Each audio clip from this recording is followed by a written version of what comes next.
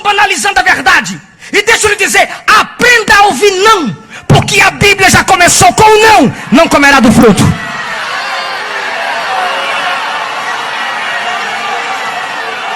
Eu vou provar na Bíblia. Deus disse não para o primeiro homem da história, Adão: não vai comer do fruto, e se comer morre. Deus disse não para o homem de maior intimidade do Antigo Testamento, Moisés: não vai entrar na terra. Deus disse não para o homem segundo o seu coração: a espada não vai se apartar da tua casa por causa do teu adultério. Deus disse não para o homem mais paciente do Antigo Testamento, Jó: só quando a prova acabar é que eu vou falar com você. Deus disse não para o Deus que se fez homem: não vou apartar o cálice de ti. Deus disse não para o maior plantador de igreja do Novo Testamento: eu não vou tirar o espinho, mas a minha graça te basta, e o meu poder se aperfeiçoa na fraqueza.